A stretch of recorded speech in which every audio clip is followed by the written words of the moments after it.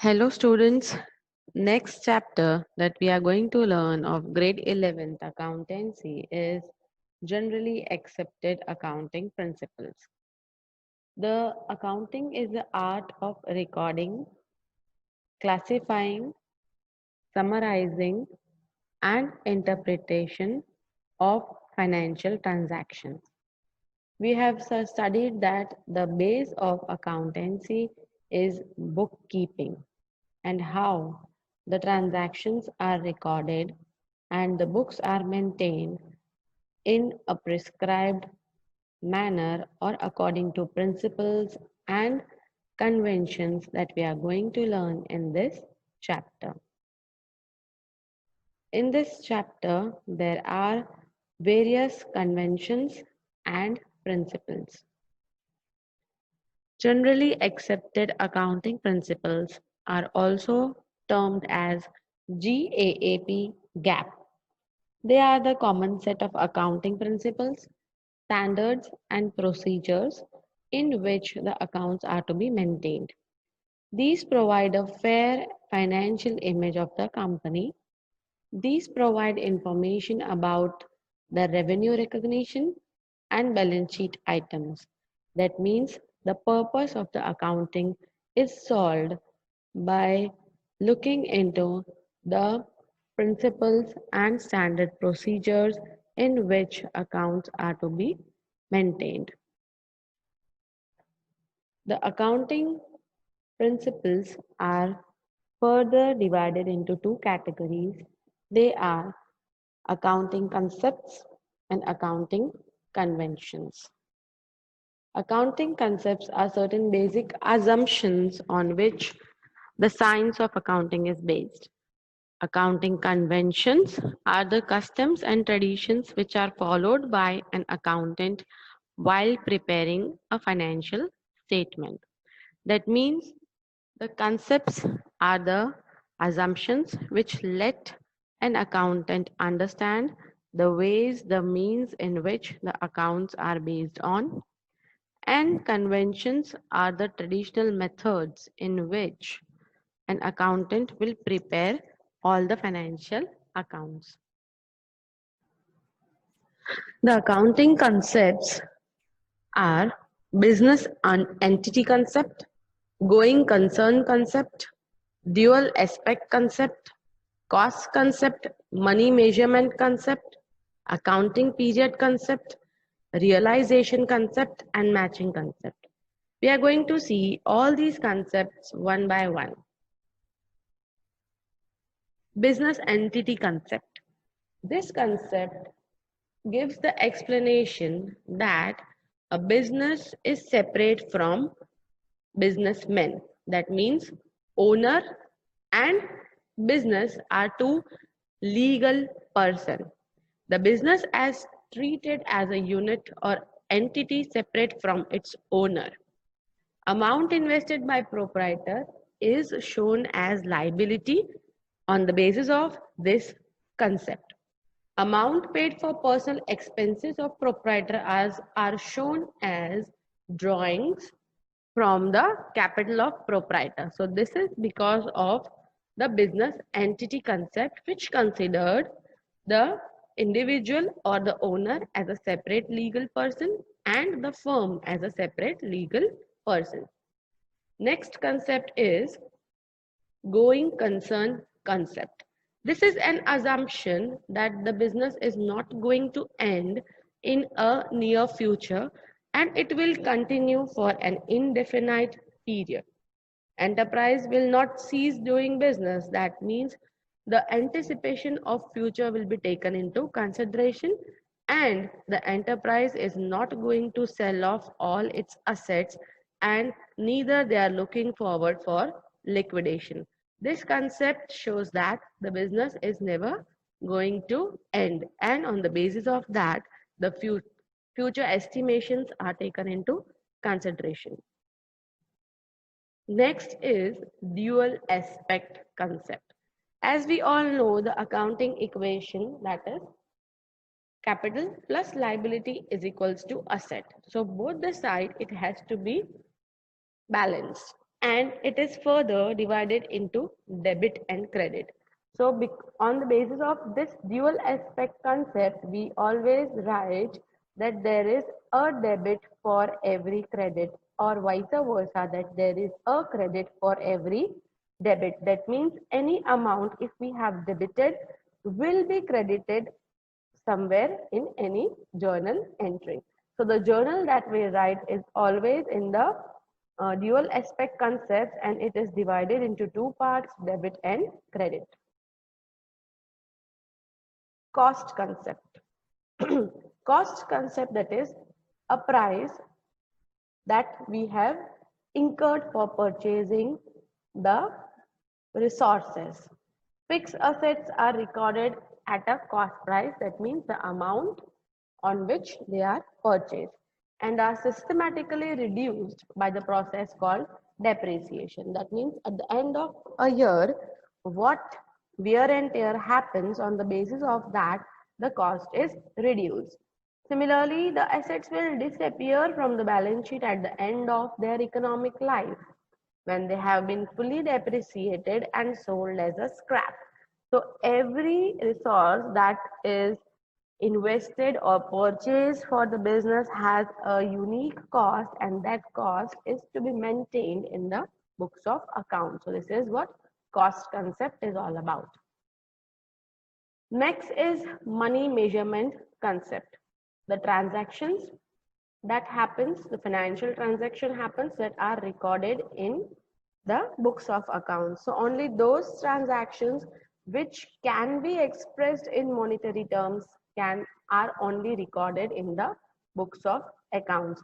For example, the efficiency of a manager is definitely an asset to the business, but since the monetary measurement is not possible, so it is not shown in books of account. That is, the qualitative measures are not taken into consideration, only quantitative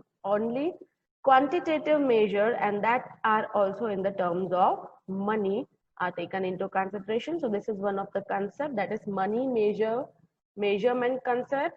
In short, all those things which are measured in terms of money can be recorded, and that are only taken into consideration. Next is accounting period concept.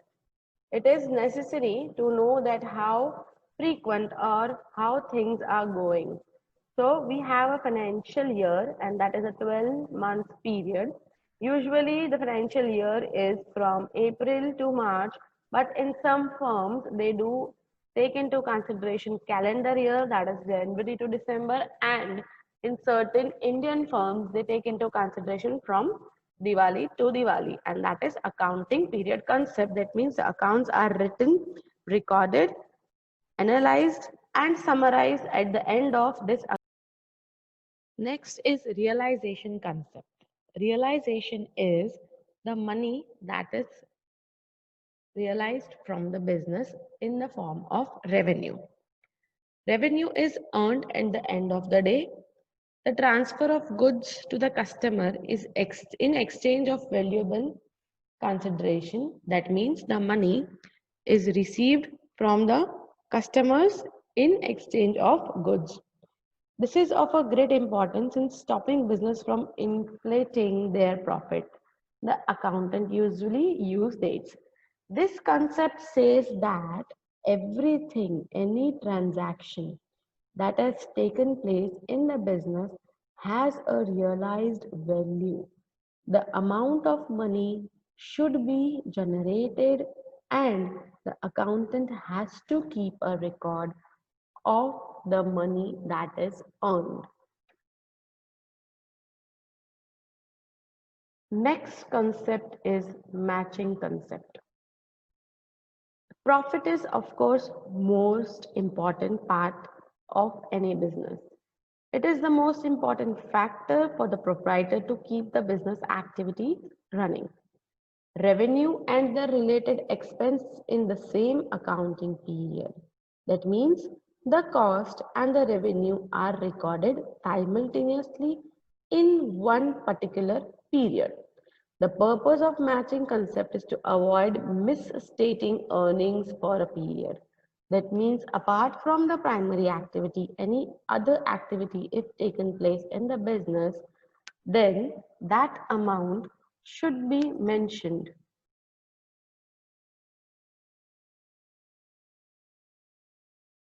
Simultaneously, there is always a debit for every credit. So, whatsoever amount is recorded in the transaction is debited and credited, and this justifies the matching concept. Next, we are going to learn about the accounting conventions.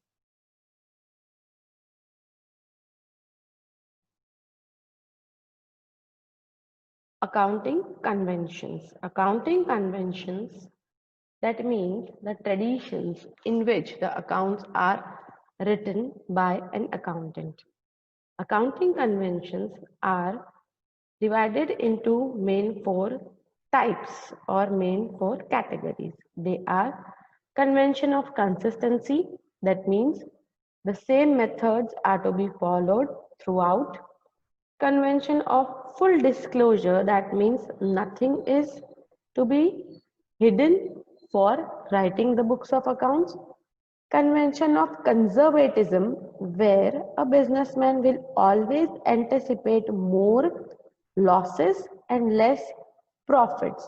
And lastly, the convention of materiality, that means the element of material, that the element of money is always to be measured. The first convention is convention of consistency.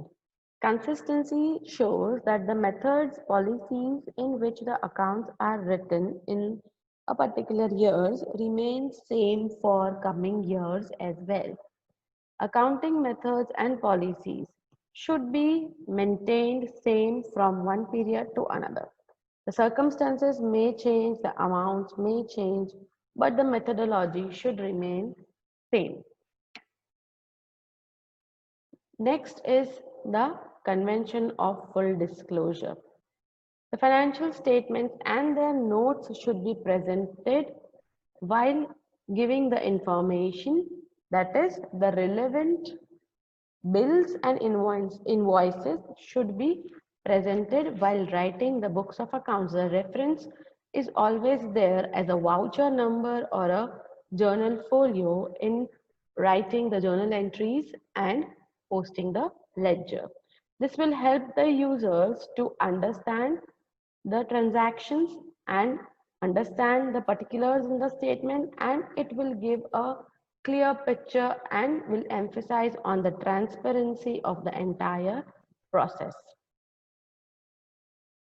Next convention is convention of conservatism.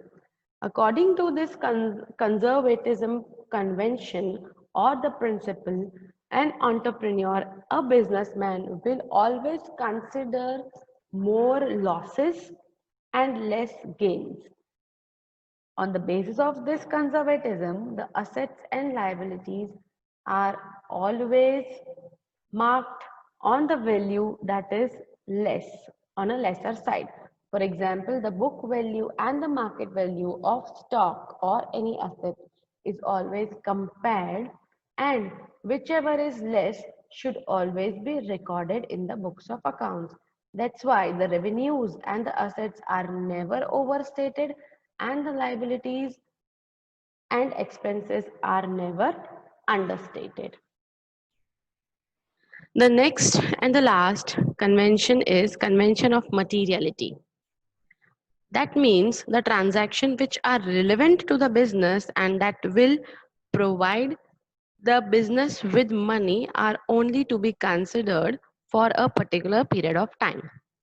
Only those transactions which are important and are shown in the stipulated financial period only should be recorded in the books of account. The firm need not to record immaterial or insignificant and irrelevant transactions. For example, you can see here a company bought 6 months supply of stationery worth rupees 600, but this is amount is so immaterial. It can be expense off in the next month instead of expensing it in the next 6 months. So that for writing the books of accounts for one particular month, single year's stationary expense should be taken into consideration. That's all for the conventions. Thanks for watching.